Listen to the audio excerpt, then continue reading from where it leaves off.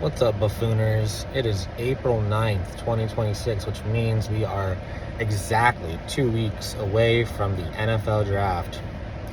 And what we usually like to do here on the Buffoons podcast is get you guys ready for big events. Of course, being the NFL draft, but also the NBA playoffs coming up. So we'll be doing that. And what I want to start doing on this little mini series that I'm going to start doing, and maybe the other buffoons, Jake and Alex, will start doing too, is giving you just a little outlook, a little video for some of the NFL teams that we kind of have an outlook for, of what we think they'll be doing in the first round, or what we think they should be doing in the first round of the draft. And I'm not going to do every team. I'm just going to do some teams leading up for these next 2 weeks until the NFL draft.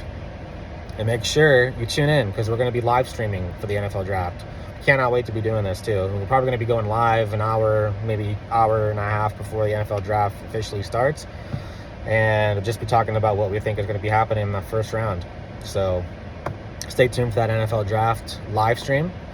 And on this first video for today, as we look for an outlook on the NFL draft, I'm going to be covering the Los Angeles Rams and what I think they'll be doing. As you look at their team, they fell short by one game, essentially one quarter of making it to the Super Bowl as a loss to the Seattle Seahawks. I would say, looking forward as far as the NFL draft, a lot of people seem to think Rams need a third wide receiver. As much as I agree with this, they do need a wide receiver 3. So you look at guys like Jordan Tyson, whose stock is dropping due to injury issues. But also maybe a guy like Mekhi Lemon, another Southern Californian, goes to USC, stay home, get drafted by the Los Angeles Rams. But as glorious as that sounds, and we give Matthew Stafford another weapon, I've been doing some mock drafts the last week or so for multiple teams, one being the Rams as well. And a name that I've been seeing dropping and still available at number 13 is Ruben Bain Jr. out of the University of Florida, pass rusher.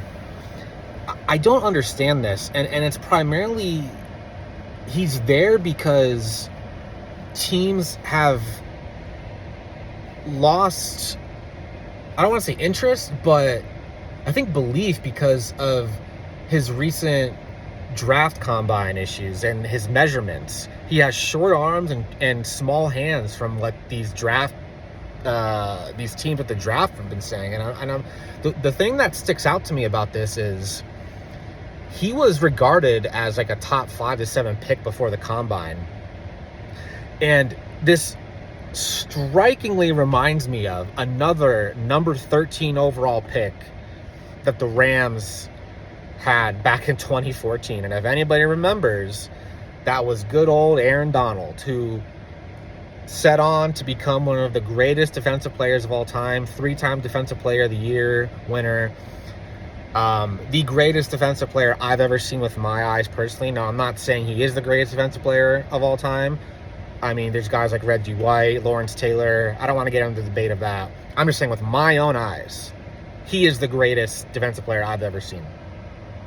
And same issues. Bunch of teams, 12 other teams passed on him because they thought he was too small to be on the D-line. That guy obviously proved that he wasn't small. And I think Ruben Bain could have the same sort of trajectory as Aaron Donald. A bunch of teams passed on him, a lot to prove. He comes in and has a great rookie year. I think I would even go as far as saying I think he could even win Defensive Rookie of the Year. Now, there's still guys like Arvell Reese and Bailey that are probably going to get drafted as pass rushers before him. But all I'm saying is if he's available at 13, I am totally grabbing him from the Rams. And the Rams, some people will say, well, Troy, the Rams don't need a pass rush. They have Jared Verse, Poona Ford, Byron Young on D-line. This is true. The Rams have a really good pass rush, but they don't have a great pass rush.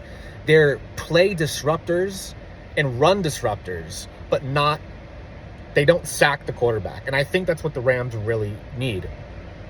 They addressed the cornerback situation in free agency. Now, if you can shore up that pass rush, I would totally get Desmond Bain. And here's Desmond Bain, Ruben Bain Jr. They were even going after Max Crosby as far as a trade. They were one of the final teams that were trying to trade for him before everything fell apart with that situation. So clearly the Rams also have seen that, hey, we also need an elite pass rusher. Now, I do think Ruben Bain Jr. can be that, especially in year one. If he's available at 13, you get the best available.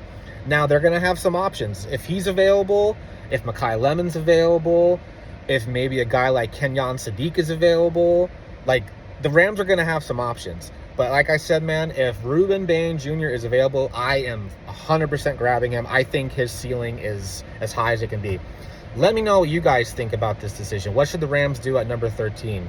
I really want to know your guys' thoughts. Leave a comment and let me know. Tomorrow I'll be doing another team that I think is you should be looking out for as well. So, like I said, let me know what you think. I'm curious to see what you guys think these Rams of Los Angeles should be doing in the first round of the NFL draft.